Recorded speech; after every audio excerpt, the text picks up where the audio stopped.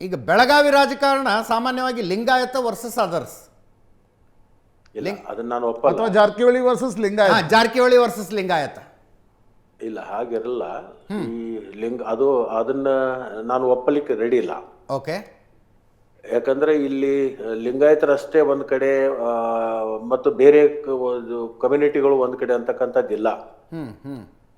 ಈಗ ನನ್ನ ಕ್ಷೇತ್ರದ ಉದಾಹರಣೆ, ನನ್ನ ಕ್ಷೇತ್ರದಲ್ಲಿ ಒಂದು 70,000 ಲಿಂಗಾಯತರಿದ್ದಾರೆ.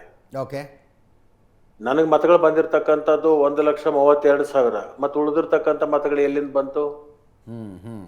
ಆಮೇಲೆ ಉದಾಹರಣೆಗೆ ಈಗ ನಮ್ಮ ಮೂಡಲಗಿ ತಾಲೂಕ 2 ಕ್ಷೇತ್ರ ಇದೆ ಅಲ್ಲಿ. ಓಕೆ. ಒಂದು ಅರಬಾವಿ ಕ್ಷೇತ್ರ, ಒಂದು ಗೋಕಾಕ. ಅರಬಾವಿಯಲ್ಲಿ ಬಾಲಚಂದ್ರ ಜಾರಕಿಹೊಳಿ ಆರಿಸಿ ಬರ್ತಾರ. ಅಲ್ಲಿ ಪ್ರಥಮ ಸ್ಥಾನದಲ್ಲಿರೋದೇ ಲಿಂಗಾಯತರು. ಹೌದು ಹೌದು.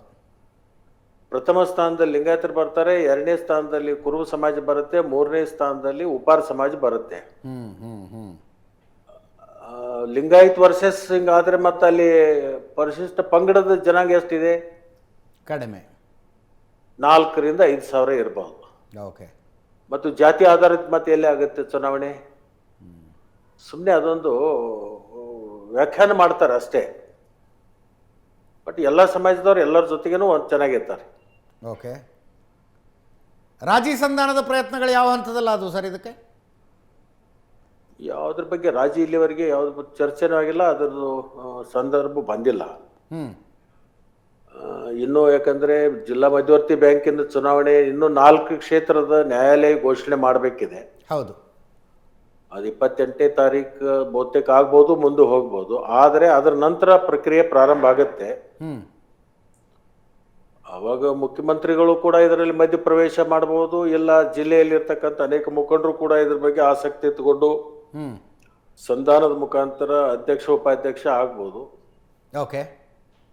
ಅದು ಸಂದರ್ಭ ಬಂದಿಲ್ಲ. ಸಂದರ್ಭ ಬಂದಂತ ಸಂದರ್ಭದಲ್ಲಿ ನೋಡೋಣ ಯಾವ ತರ ಆಗುತ್ತೆ. ಬಟ್ ನಿಮಗೂ ಸತೀಶ್ ಜಾರಕಿಹೊಳಿಗೆ ಈ ಬಗ್ಗೆ ಎಂದಾದ್ರೂ ಮಾತುಕತೆ ನಡೀತಾ ಚುನಾವಣೆಗೆ ಮುಂಚೆ ಅಥವಾ ಚುನಾವಣೆ ನಂತರ? ಅದ್ರ ಬಗ್ಗೆ ನಮ್ಮ ಅವರ ಮಧ್ಯದಲ್ಲಿ ಚರ್ಚೆ ಆಗಿಲ್ಲ, ಯಾವುದೋ ಒಂದು ವಿಚಾರ ಪ್ರಸ್ತಾಪ ಆಗಿಲ್ಲ. ಬಟ್ ರಾಜು ಕಾಗೆ ಅವ್ರಿಗೂ ಏನೋ ಮಾತುಕತೆ ನಡೀತು ಅಂತ ಬಂತು, ಅವರೇ ಬಾಲಚಂದ್ರ ಜಾರಕಿಹೊಳಿ ಹೇಳಿದ್ರು. ಕೇವಲ ಅವಿರೋಧ ಆಗ್ತಕ್ಕಂಥ ಸಂದರ್ಭದಲ್ಲಿ ಮಾತ್ರ ರಾಜು ಕಾಗೆ ರಾಜು ಕಾಗೆ ಚರ್ಚೆ ಮಾಡಿಕೊಂಡು ಅವ್ರನ್ನ ಅಭ್ಯರ್ಥಿ ಮಾಡಿ 24ರಲ್ಲಿ 20 ಜನ ನಮ್ಮ ಜೊತೆಗೆ ಬೆಂಬಲಕ್ಕೆ ನಿಂತಿದ್ದರು. ರಾಜು ಕಾಗೆ ಅವ್ರ ಬೆಂಬಲಕ್ಕೆ ವಿರೋಧವಾಗಿ ಶ್ರೀಮಂತ್ ಪಾಟೀಲ್ ಸುಪುತ್ರರು ನಿಂತ ಸಂದರ್ಭದಲ್ಲಿ ಅವರಿಗೂ ಕೂಡ ಅರ್ಥ ಆಗಿತ್ತು 4ಕ್ಕಿಂತ ಹೆಚ್ಚು ಮತಗಳು ಬರ್ಲಿಕ್ಕಿಲ್ಲ ಅಂತೇಳಿ. ಅವ್ರಿಗೆ ಯಾರಾದರೂ ಒಬ್ಬರು ಮಧ್ಯಸ್ಥಿಕೆ ವಹಿಸಿ ನೀವು ವಾಪಸ್ ತಗೋ ಅಂತ ಕೇಳಬೇಕಾಗಿದ್ದು ಅಷ್ಟೇ ಇತ್ತು. ಕೇಳಿದ್ರು, ಆಯ್ತು. ಆವಾಗ ಕೇಳಿದ್ರು, ಅವ್ರು ತಕ್ಕೊಂಡ್ರು ಅಷ್ಟೇ. ಓಕೆ. ಇದ್ರ ಇಂಪ್ಯಾಕ್ಟ್ ರಾಜ್ಯ ಸರ್ಕಾರದ ಮೇಲೆ, ರಾಜ್ಯ ರಾಜಕಾರಣದ ಮೇಲೆ ಏನಂತೀರಿ ನೀವು? ಆರಂಭದಲ್ಲಿ ಏನು ಅನ್ಸೋದಿಲ್ಲ? 2019ರಲ್ಲಿ PLD ಬ್ಯಾಂಕ್ ಎಲೆಕ್ಷನ್ ನಡೆದಾಗ ಅದೇನೋ ಬೆಳಗಾವಿ ಎಲೆಕ್ಷನ್ ಅಂತಿತ್ತು.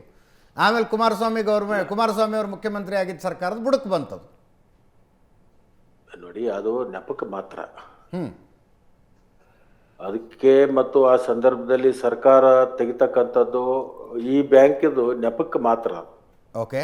ಅದು ಬೇರೆ ಬೇರೆ ಕಾರಣಗಳಿತ್ತು. ಕುಮಾರಸ್ವಾಮಿ ಅವರಿಗೆ ಕಾಂಗ್ರೆಸ್ದಲ್ಲಿ ಅನೇಕ ಜನರಿಗೆ ಅವ್ರದ್ದು ಹೊಂದಾಣಿಕೆ ಇರಲಿಲ್ಲ. ಅವರು ಮನಸ್ಸು ಇಲ್ಲದೆ ಅವರು ಒಪ್ಪಿ ಅವತ್ತು ಮುಖ್ಯಮಂತ್ರಿಗಳನ್ನು ಮಾಡಿದ್ರು.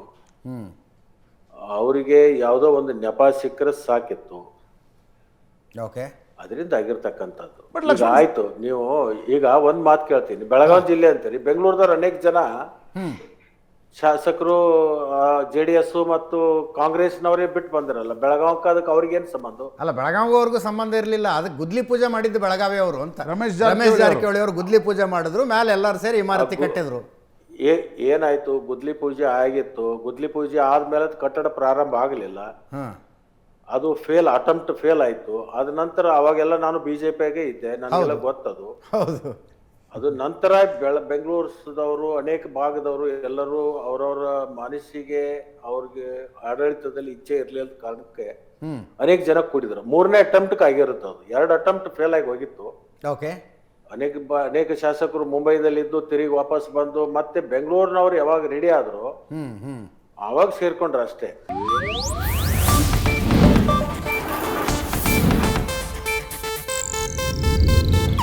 ಇದು ಏಷ್ಯಾನೆಟ್ ನ್ಯೂಸ್ ನೆಟ್ವರ್ಕ್ ಪ್ರಸ್ತುತಿ.